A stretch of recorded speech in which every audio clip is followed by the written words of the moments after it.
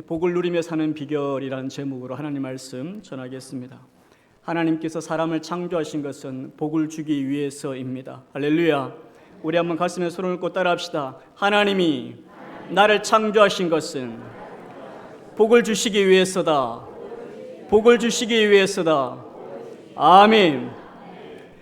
창세기 1장 27절 말씀, 하나님이 자기 형상 곧 하나님의 형상대로 사람을 창조하시되 남자와 여자를 창조하시고 하나님이 그들에게 복을 주시며 하나님이 그들에게 이르시되 생육하고 번성하여 땅에 충만하라. 땅을 정복하라. 바다의 물고기와 하늘의 새와 땅에 있는 모든 생물을 다스리라 하시니라. 타락한 후에도 마찬가지예요.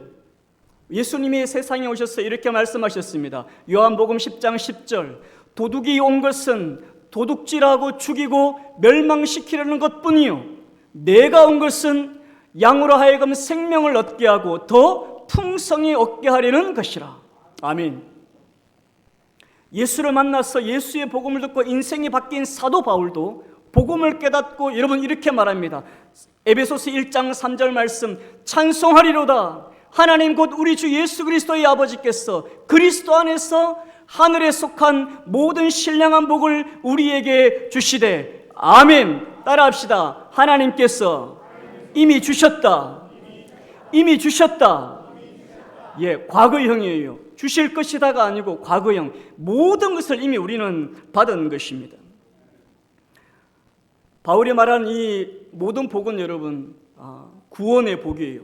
성부 하나님이 예정하심과 성자 예수님의 구속하심과 성령 하나님의 인치심으로 말미암는 구원의 복입니다.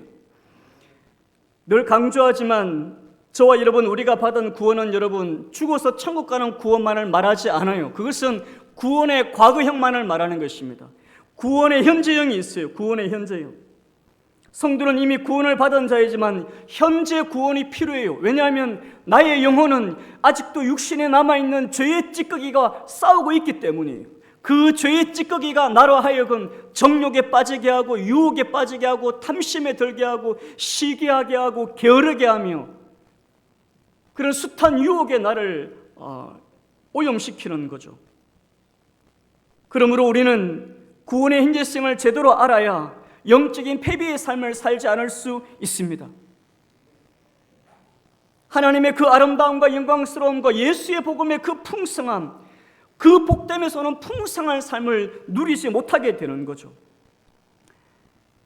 저와 여러분은 예수 안에서 이 모든 복을 다 받았습니다. 여러분 그럼에도 불구하고 여러분 내가 예수 때문에 행복하다 느끼지 못하는 것은 성경은 분명하게 모든 복을 예수 믿을 때 다 주셨다 하셨는데 내가 예수 믿으면서 지금까지 예수 때문에 행복하다 느끼지 못하는 것은 뭐냐? 내가 복을 안 받았어가 아니에요. 남들보다 복을 적게 받았으가 아닙니다. 하나님이 주신 복을 누리지 못하는 이유가 있는 것이죠. 한번 따라합시다. 복을 누리지 못하는 이유가 있다. 그것입니다, 여러분. 그게 성경적인 생각이에요. 내가 복을 안 받은 게 아니에요. 복을 덜 받은 게 아닌 것입니다. 오늘 여러분 이 시편 1편 우리가 신앙생활하면서 이 시를 얼마나 많이 보았습니까? 아마 수백 번은 더 듣고 읽고 설교를 들었을 거예요. 이 시편 1편 말씀의 핵심은 뭐냐 하면 하나님이 주신 복을 누리는 사람은 무엇이 다른가요? 복을 누리며 사는 비결은 무엇인가에 대한 것입니다. 첫 번째,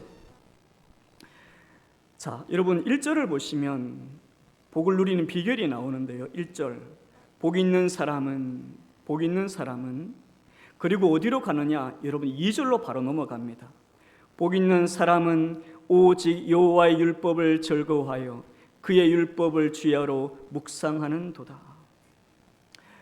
세상 사람들은 복 있는 사람을 여러분 배경이 뛰어난 사람, 돈이 많은 사람, 좋은 가문에 태어난 사람, 뛰어난 재능을 가진 사람, 좋은 직업을 가진 사람이라고 말하지만 하나님 말씀인 성경은 복 있는 사람을 뭐라 말하느냐 하면 하나님의 율법을 어떻게 한다고요? 즐거워하는 자. 여러분 여기에 복을 누리며 사는 비결이 있습니다. 복을 누리며 사는 비결은 하나님 말씀에 대한 태도입니다. 하나님 말씀에 대한 태도가 복을 누리며 사느냐 그렇지 못하느냐에 달려 있는 거예요.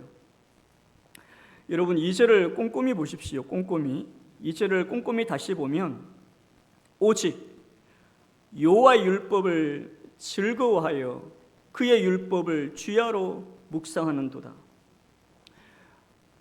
여호와 율법을 읽는다거나 여호와 율법을 본다고 표현하지 않고 여호와 율법을 어떻게 해요? 즐거워하다고 그렇게 표현했어요. 여러분 이게 아주 중요해요. 성경이 여호와 율법을 읽거나 여호와 율법을 보거나 그렇게 말한 게 아니고 여호와 율법을 즐거워했다 이렇게 표현하고 있습니다. 성도 여러분, 성경은 누구든지 읽을 수 있습니다. 남이 좋다고 하기 때문에 그냥 읽어볼 수도 있어요. 그리고 저같이 목사인 사람은 설교를 해야 되기 때문에 의무적으로 성경을 봐야 하죠. 오늘 본문 여호와 율법을 즐거워한다는 것은 그냥 성경을 펼치는 것을 말하는 게 아니에요. 성경을 어떻게 한다고요? 즐거워하는 겁니다. 성경을 즐거워해요. 여러분 성경을 즐거워하는 사람은 성경을 보는 것이 기쁩니다. 왜냐하면 성경을 펼칠 때마다 그 성경을 묵상할 때마다 여러분 힘을 얻고 지혜를 얻고 그리고 그 말씀을 들으면 정말 내가 이대로 살고 싶다는 간절한 열망이 마음에서 막 샘이 솟아요. 그리고 그 말씀이 여러분 나의 뇌리에 남아서 계속 그 말씀이 생각나게 하는 거죠. 그렇다면 여러분 내가 말씀을 즐거워하고 있는지 안 하고 있는지 어떻게 아느냐? 그게 2절 후반부에 나와요. 2절 후반부에 그의 율법을 주야로 어떻게 하는도다? 묵상하는도다. 이런 묵상 계속 생각이 나는 거죠. 계속. 성도 여러분, 사람은 있죠. 사람은 자기가 좋아하는 거, 자기가 기뻐하는 거, 자기가 갈망하는 거, 자신이 자랑하는 게 늘 생각나게 되어 있습니다. 사람이 짝사랑에 빠지면 누가 생각나죠? 그녀가 생각나잖아요. 짝사랑에 빠지면. 우리 장로님 권사님들은 다 중매 결혼하셔서 잘 모르시죠? 짝사랑에 빠지면 그 사람만 생각나요. 안지나 선아 누구 생각? 예. 사랑에 빠지면 그 사람이 늘 머리에 떠나잖아. 여인이 결혼하고 아이를 낳으면 여러분 하루 종일 누구 생각이에요? 그 아기 생각밖에 안 나요. 그 아기 생각밖에. 결혼을 앞둔 신부는 하루 종일 뭐만 생각날까요, 여러분? 그 결혼식만 생각나는 거죠. 결혼식만. 사람은 자기가 즐거워하는 것을 항상 묵상하게 되어 있습니다. 근데 여러분, 이 묵상하다에는 곰곰이 생각하다 뜻만 있는 게 아니에요. 작은 목소리로 반복하여 읊조리다는 말도 있습니다. 하나님의 말씀을 즐거워하기 때문에 생각만 하는 게 아니고 계속 작은 소리로 읊조리는 거죠. 그러면 그 말씀이 암송이 되고 그 말씀이 내게 능력이 되어서 하나님에 대한 약속이 내 마음속에 확신이 되고 담대함이 되고 그 말씀이 내 안에서 능력이 되는 것입니다. 성도 여러분, 말씀을 즐거워해서 묵상하면 있죠. 나 자신의 적나라한 죄악과 나의 교만과 나의 자랑과 나의 의를 보게 됩니다. 성도 여러분, 사람은 타락한 존재이기 때문에 자기 자신을 볼 수 있는 눈이 없어요. 내가 얼마나 교만한지, 내가 얼마나 자기 자랑으로 충만한지, 내가 얼마나 나의 의로 가득한 사람인지 자기는 자기를 잘 몰라요. 그런데 말씀을 즐거워해서 묵상하면 그 말씀 때문에 나 자신의 실체를 비로소 보게 됩니다. 동생을 죽인 가인을 통해서 내가 그 가인 같은 악한 자라는 것을 깨닫게 돼요. 밧세바와 간음한 다윗처럼 그렇게 경건한 사람이, 그렇게 타락한 사람이 될 수 있다는 것을 알게 됩니다. 로뎀 나무 아래에 있는 엘리야처럼 그렇게 능력 있는 사람이 그렇게 목숨을 구걸하는 비참한 처지가 될 수 있다는 것도 알게 돼요. 예수님을 부인한 베드로처럼 연약한 자라는 것을, 돈 때문에 예수님을 따르지 않았던 부자 관원을 통해서 내가 어떤 사람인지 말씀을 통해서 비로소 보게 되는 거죠. 그래서 여러분, 말씀을 묵상하는 사람은 뭐냐? 생각이 바뀌고 가치관이 점점점 바뀌게 돼요. 말씀을 즐거워하여 묵상하면 하나님을 더 많이 알게 됩니다. 하나님이 어떤 분인지, 그분의 성품과 그분의 능력과 그분의 어떠하심을 점점 깊이 알게 돼요. 여러분, 믿음이 없는 것은 뭐냐? 교회를 오래 다니지 않았어가 아닙니다. 교회를 오래 다녀도 믿음이 생기지 않을 수 있어요. 왜 믿음이 생기지 않느냐? 하나님을 알지 못하기 때문이에요. 따라합시다. 하나님은 아는 만큼 믿어진다. 예, 여러분, 하나님을 아는 만큼 믿어지는 거예요. 예배 시간에 여러분, 이 30분 설교라도 여러분 정신을 똑바로 차리고 들어야 말씀이 여러분 내 귀에 들어오는 거죠. 40년, 50년 습관적이고 형식적인 신앙생활은 여러분 나의 삶을 바꿔놓지 않습니다. 하나님의 말씀을 즐거워해서 묵상하는 사람은 그 말씀에 내 마음을 다 쏟기 때문에 말씀 안에 있는 생명이 내 영혼 속에 들어와서 하나님을 더 사랑하게 되고 하나님을 더 많이 알게 되는 것입니다.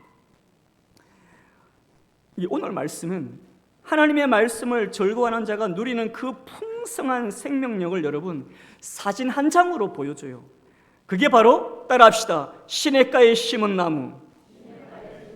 자, 이 나무의 특징이 오늘 말씀에 두 가지가 나오는데, 첫 번째는 뭐냐 하면 3절에 보시면 그는 시냇가에 심은 나무가 철을 따라 열매를 맺으며, 여러분, 이 철을 따라 열매를 맺는다는 말씀은 뭐냐 하면 해석이 몇 가지가 있는데요, 가장 좋은 해석은 모든 계절의 열매를 맺는다는 거예요. 봄, 여름, 가을, 겨울, 모든 계절에 다 열매를 맺는다는 것입니다. 원래 나무는 여러분 봄과 여름의 영양분을 잘 비축했다가 여름에 열매를 맺기도 하고 가을에 열매를 맺기도 해요. 그런데 이 나무는 시냇가에서 왕성한 생명을 공급받기 때문에 사계절 모두 열매를 맺는 것입니다. 그렇게 해석해야 하는 이유가 뒤에 있어요. 뒤에 보면 뭐가 있느냐? 뭐가 마르지 아니함 같으니 잎사귀가. 그렇죠, 여러분, 이 나무는 잎사귀가 마르지 않습니다. 낙엽이 생기지 않아요.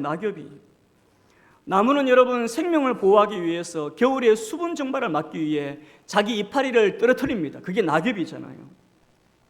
그런데 이 나무는 시냇가에 심겨져 있어서 왕성한 생명을 공급받기 때문에 겨울에도 이파리가 마르지 아니에요.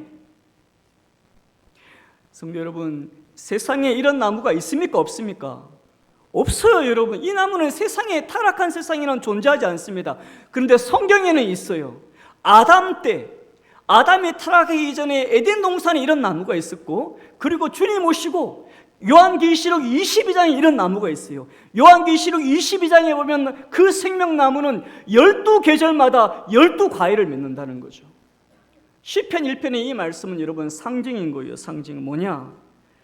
말씀을 즐거워한 나머지 그 말씀을 주야로 묵상하는 자가 누리는 왕성한 영적인 생명력을 상징하는 것입니다. 그래서 이 나무는 여러분, 이 나무에게 겨울이 안 오는 게 아니라 겨울이 와도 열매를 맺어요. 봄이 와도 열매를 맺어요. 여러분, 이것이 우리의 인생에 말해주는 게 뭐냐 하면, 성도 여러분, 시냇가는 여러분 하나님의 말씀인 거예요. 하나님의 말씀에 뿌리를 둔 그 성도는 그 말씀에서 예수의 생명과 예수의 권능과 예수의 그 권세가 이 마음에 충만하기 때문에 겨울 같은 삶의 고난과 삶의 역경과 삶의 어려움 중에서도 그 왕성한 생명력 때문에 열매가 열린다는 거죠. 열매가 열려요. 그게 바로 하나님의 말씀을 즐거워하는 자가 누리는 복의 비결입니다. 여러분, 오늘 설교를 듣다가 지금쯤 여러분 이런 생각이 드실 거예요. 목사님, 저는 지금까지 신앙생활을 했어도 말씀을 즐거워한 적이 없는데 뭐 그렇게 살았어도 지금까지 별 문제 없이 살았습니다. 그래서 말씀을 즐거워하지 않는 저의 마음을 별로 바꾸고 싶지 않습니다. 그냥 지금까지 그렇게 살았어도 별 문제 없었기 때문에 그냥 이렇게 살겠습니다 라고 여러분 생각되시는 분들은 오늘 이 시편 1편의 구조를 보면 마음이 달라져요. 오늘 시편 1편의 구조는 이렇습니다. 여러분, 복 있는 사람과 악인을 비교하고 있는데요, 1, 2, 3절 구조가 이래요. 복 있는 사람은 이런 것을 하지 않고, 이게 A예요. 이런 것을 하는도다, 이게 B고, 그리고 이런 것과 같다, 이게 C. 요 형식이 오늘 시편 1편의 반복이 돼요. 여러분, 1절에 나오는 복 있는 사람은 악인들의 꾀를 따르지 아니하고 죄인들의 길에 서지 아니하고 오만한 자들의 자리에 앉지 아니하고, 여러분 시편 1편이 말하는 이 악인들과 죄인들과 오만한 자는 살인을 하고 물건을 훔치고 사기치고 폭력을 일삼는 여러분 그런 종류의 사람들이 아닙니다. 저와 여러분같이 지극히 평범한 사람들이에요. 다만 누구를 인정하지 않아요? 하나님을. 다만 하나님을 인정하지 않을 뿐이에요. 하나님 없이도 인생을 살 수 있다고 확신하는 사람들일 뿐인 것입니다. 물론 여러분, 이 악인과 죄인과 오만한 자들 중에는 세상적으로 성공한 사람들도 있어요. 그래서 1절에 나오는 악인들의 꾀, 죄인들의 길, 오만한 자들의 자리라는 것은 하나님 없이 세상에 성공해서 유명해진 사람들이 만들어낸 가치관일 수도 있고, 저와 여러분같이 평범한 사람들이 만들어낸 삶의 방식이기도 합니다. 우리가 익히 알고 있는 것들, 당연히 생각하는 것들일 수 있어요. 우리 이번에 대학생들이 몇 명이 생겼는데, 여러분 대학에 들어가면 여러분 다 선배들이 MT나 회식 자리에 술 마시라고 합니다. 대학생 정도 되면 술을 마실 줄 알아야지. 여러분 그게 뭐냐? 그게 악인들의 꾀요, 죄인들의 길이요, 오만한 자들의 자리입니다. 너 선배한테 잘못 보이면 대학생활 힘들어. 여러분 이런 가치관들이 악인들의 꾀, 죄인들의 길, 오만한 자의 자리예요. 청년들은 여러분 요즘 코인이 지금 뭐 어렵다는 말도 있지만 코인 때문에 대박 터뜨리는 사람도 있잖아요. 그죠? 청년들은 돈을 벌려면 코인을 해야 돼. 주식을 좀 알아야 돼. 이런 것도 여러분 악인들의 꾀예요. 자녀들은 그렇게 키우는 게 아니야. 우선 좋은 대학을 가야지. 교회는 대학 가고 나서 가면 돼. 여러분 이것도 악인들의 꾀입니다. 직장에서는 성공해야지. 라인을 잘 타야지. 여러분 이런 것들이 뭐냐? 성경이 말하는 악인들의 꾀, 죄인들의 길, 오만한 자리에 오만한 자들의 자리인 것입니다. 여러분 하나님의 말씀에서 즐거움을 누리는 사람들은 있죠. 이런 것들에서 즐거움을 찾지 않습니다. 오직 하나님의 말씀에서만 즐거움을 찾아요. 그는 시냇가에 심겨진 나무와 같이 왕성한 생명력 때문에 그가 하는 모든 일이 다 형통하게 되는 것입니다. 한번 따라합시다. 그가 하는 모든 일이 다 형통하리로다. 왕성한 생명력을 말하는 거예요. 자, 그런데 여러분 4절을 보시면 4절은 한 줄로 끝나요. 악인들은 그렇지 아니하며 오직 바람에 나는 겨와 같도다. 여러분 시편에는 평행법이라는 게 있어요. 같은 내용을 반복하는 거죠. 그런데 가끔 그 같은 내용을 생략해 버리는 경우도 있습니다. 4절이 원래는 한 줄로 끝나면 안 되고 1, 2, 3절처럼 그렇게 나누어서 써야 되는 거죠. 악인은 이런 것을 하지 않고 A, 이런 것을 하는도다 B, 이런 것과 같다 C. 4절이 원래 이렇게 끝나야 훨씬 더 이해가 됩니다. 자, 그래서 여러분 4절을 풀어 쓰면 이런 뜻입니다. 악인들은 여호와의 율법을 따르지 아니하고 의인들의 길에 서지 아니하며 겸손한 자들의 자리에 앉지 아니하고 오직 악인들의 꾀를 즐거워하여 그의 꾀를 주야로 어떻게 하는도다? 묵상하는도다. 그는 바람에 나는 겨와 같았어. 수확의 계절이 와도 알맹이가 없고 태산같이 쌓여 있으나 바람 앞에 흔적도 없이 사라져 버리나니 그가 하는 모든 일이 따라합시다. 다 망하리로다. 그렇습니다, 여러분. 악인들의 꾀, 죄인들의 길, 오만한 자들의 자리에 앉는 사람은 하는 모든 일이 다 안 되는 거예요.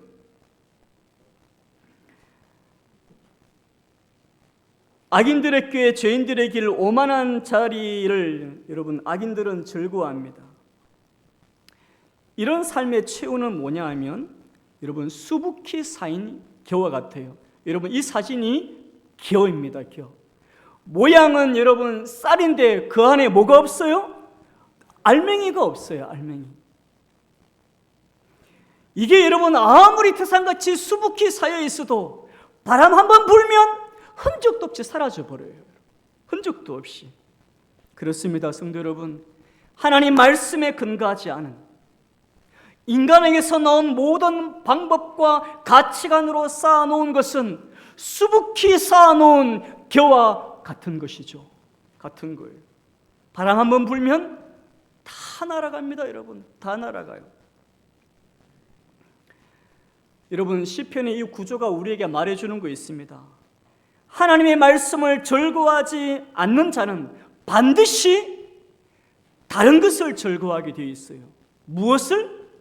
악인들의 꾀, 죄인들의 길, 오만한 자의 자리입니다. 둘 중에 하나를 즐거워하게 되어 있다고요. 중간은 없어요, 여러분. 중간은 내가 하나님의 말씀을 즐거워하든지 아니면 악인들의 꾀, 죄인들의 길, 오만한 자들의 자리를 즐거워하는 거죠. 둘 중에 하나만 여러분 있는 것입니다. 하나님이 주신 복을 누리며 사는 비결은 뭐냐? 하나님의 말씀을 즐거워하는 거죠. 성도 여러분, 우리가 지금까지 신앙생활 하면서 시편 1편 말씀을 얼마나 많이 여러분 설교를 들었습니까? 근데 여러분 곰곰이 생각해 보세요. 여러분 이 말씀을 정말 그렇게 믿으세요?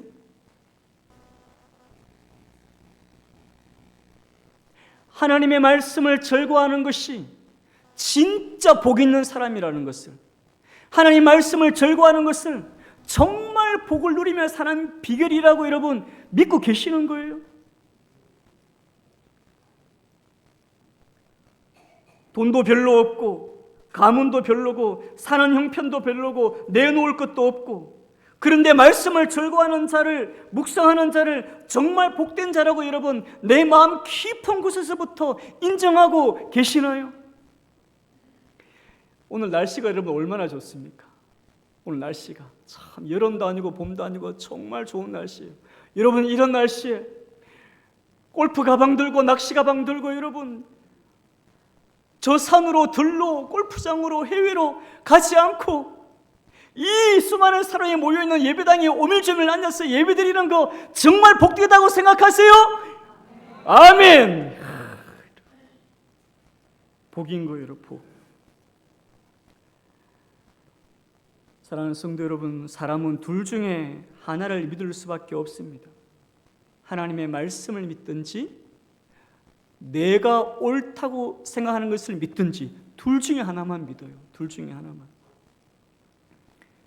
하나님의 말씀을 즐거워하고 주야로 묵상하는 것이 하나님이 주신 복을 누리는 비결이라고 믿는 사람은 말씀을 즐거워하게 되어 있습니다.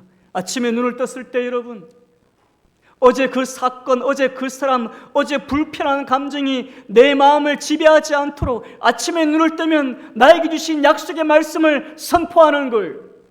복 있는 사람은 오직 여호와의 율법을 즐거워하여 그의 율법을 주야로 묵상하는도다. 그는 시냇가에 심은 나무가 철을 따라 열매를 맺으며 그 잎사귀가 마르지 아니함 같으니 내가 하는 모든 일이 다 형통하리로다. 아멘. 여러분 이렇게 눈을 뜰 때마다 다른 모든 감정이 내 마음을 지배하기 전에 주의 말씀을 선포하는 것입니다. 왜 말씀을 즐거워하는 자가 복되며 그런 삶이 복을 누리며 사는가? 여러분 그것은 바람 때문이에요. 바람. 인생의 바람이 불면 그때 무엇이 복된 것인지 드러납니다. 말씀을 즐거워하는 사람, 말씀을 묵상하는 사람, 말씀에 목숨 거는 사람은 사람들이 보기에 있죠, 어리석어 보여요. 여러분, 우리 여기 중고등부 아이들 있는데요. 여러분, 중고등부 우리 학교 가서 아침에 큐티책 펴놓고 여러분 큐티하면 반 아이들이 다 놀려요. 예수쟁이라고. 말씀을 기뻐하지 않는 사람들이 보기에는 여러분, 하루를 말씀으로 시작하고자 하는 사람들의 삶이 미련하게 보이고 어리석게 보이고 시대에 뒤떨어진 사람 같아 보입니다. 그런데 성도 여러분, 이거 알아야 돼요. 말씀을 즐거워하고 말씀을 묵상하는 사람이 여러분 마음에 품고 있는 칼이 하나 있습니다. 그게 뭔지 아세요? 바람만 불어봐라. 바람만 불어봐라. 인생의 바람이 불어봐라. 내가 시냇가에 심겨진 나무임을 보여주겠다. 여러분, 사도 바울이 1차, 2차, 3차 전도 여행을 끝내고 여러분 체포됩니다. 그리고 로마로 압송돼요. 로마로 압송되다가 여러분 유라굴로 광풍을 만납니다. 바울은 여러분 200몇 명 죄수 중에 한 명이었어요. 여기는 선장도 있고 백부 천부장도 있고 여러분, 광풍이 불기 전에는 이 바울은 한낱 죄수에 불과했습니다. 그런데 여러분, 이 유라굴로 광풍 앞에 천부장도 선장도 수많은 군인들도 여러분 다 죽음 때문에 두려워할 때 바울 혼자 뭐라고 말하느냐? 우리는 살아납니다. 우리는 살아납니다. 반드시 하나님께서 여러분 중에 한 사람도 다치지 않고 다 살아날 것입니다. 선포했어요. 그런데 정말 바울의 말대로 여러분, 이 배가 어느 섬에 도착해서 모두가 다 삽니다. 유라굴로 광풍 때문에 여러분 이 죄수였던 바울이 뭐가 되느냐? 지도자가 된 거죠. 지도자가. 사랑하는 성도 여러분, 말씀을 즐거워하는 자는 인생의 광풍을 무서워하지 않아요. 그러나 여러분 기억하십시오. 지금의 이 편안한 삶이 좋다, 이 삶을 빼앗기고 싶지 않다고 생각하는 사람은 인생의 광풍이 오는 것이 무섭습니다. 두렵습니다. 혹시 하나님이 내 인생에 불행한 일을 주면 어떡하나? 혹시 하나님이 내 인생에 고난을 주면 어떡하나? 그런 두려움 때문에 신앙생활을 하게 되는 거죠. 그러니 여러분, 그 신앙생활에 무슨 기쁨과 즐거움이 있어요? 사랑하는 성도 여러분, 저와 여러분 같은 죄인이 어떻게 여러분 하나님의 말씀을 즐거워할 수 있을까요? 여러분, 그것은 사실 불가능합니다. 여러분, 불가능해요. 우리가 하나님 말씀을 즐거워할 수 있는 유일한 이유는 말씀을 즐거워하신 예수 그리스도와 내가 믿음으로 연합되었기 때문이에요. 시편 40편 7절 8절 우리 같이 한번 읽어보시죠. 시작. 내가 왔나이다. 나를 가리켜 기록한 것이 두루마리 책에 있나이다. 나의 하나님이여, 내가 주의 뜻 행하기를 즐기오니 주의 법이 나의 심중에 있나이다. 아멘. 우리 주님이 세상에 오실 때 우리 하나님 예수님은 하나님의 그 말씀을 너무 즐거워하셨어요. 저와 여러분, 우리 모두가 말씀을 즐겨하신 예수 그리스도와 연합되었기 때문에 우리가 말씀을 즐거워하고 묵상하는 자로 살 수 있는 것입니다. 우리는 악인들의 꾀, 죄인들의 길, 오만한 자들의 자리를 멀리하고 하나님 말씀 안에서 즐거워할 수 있어야 합니다. 아멘. 그렇다면 어떻게, 목사님, 저도 그런 삶을 살고 싶습니다. 어떻게 해야 됩니까? 여러분, 그 비결이 3절에 있어요. 3절. 그는 시냇가에 심은 나무가. 여러분, 이 심다, 이것의 정확한 번역은 따라합시다. 심겨진. 여러분, 나무가 어떻게 스스로 거기에 심겠어요, 그죠? 누가 거기에다가 심어 놓은 것입니다. 심어 놓은 거예요. 시냇가에 심어 놓았기 때문에 이런 놀라운 일이 일어나는 거죠. 시냇가는 하나님의 말씀을 상징하잖아요. 물이 나무에 엄청난 생명력을 공급해 주는 것처럼 그 하나님의 말씀이 여러분 심겨진 사람에게는 왕성한 생명력이 자라나게 되는 것입니다. 사랑하는 성도 여러분, 저와 여러분도 하나님이 저와 여러분을 예수라는 시냇가에 심어 놓은 줄로 믿습니다. 아멘. 여러분, 우리가 예수 믿게 된 것은 나의 결단 의지만이 아니에요. 성령의 역사와 하나님의 선택하심이 없으면 결코 여러분 하나님 말씀이 심겨질 수가 없습니다. 세상을 보세요. 여러분, 우리보다 잘나고 똑똑하고 재능 많은 사람들 얼마나 많습니까? 여러분, 제가 아는 어떤 친구는 있죠. 여러분, 그 중요한 시험 공부하는데 여러분 누워서 책만 들고 시험 공부해요. 며칠? 3일만. 1년에 3명 전문가 뽑는 국가고시에 여러분 3일만 이렇게 눈 뜨고 이렇게 공부하더라고. 자기 형 이야기예요. 자기 형 이야기. 사람이 여러분 다 달라요. 사람. 세상에는 얼마나 잘나고 똑똑한 사람들 많은지 몰라요. 그런데 하나님이 그런 사람들 다 제껴두고 나 같은 사람을 하나님 말씀에 딱 심겨 놓은 거죠. 예수에게 심겨 놓은 것입니다. 그렇죠, 성도 여러분. 하나님께서 그렇게 하십니다. 그의 백성을 반드시 시냇가에 심겨진 나무와 같이 우리의 인생을 그렇게 하실 것입니다. 저와 여러분은 하나님의 그런 분임을 확신해야 합니다. 아멘. 반드시 저와 여러분은 지금은 아닐지라도 반드시 우리는 시냇가에 심겨진 나무가 될 것입니다. 그리고 말씀으로부터 오는 왕성한 생명력으로 어떤 인생의 고난과 역경이 와도 그 생명력 때문에 우리가 하는 모든 일마다 형통케 되고 열매가 맺게 되는 그런 이 귀한 삶이 되시기를 주의 이름으로 축원합니다. 아멘. 우리 가슴에 손을 얹고 한번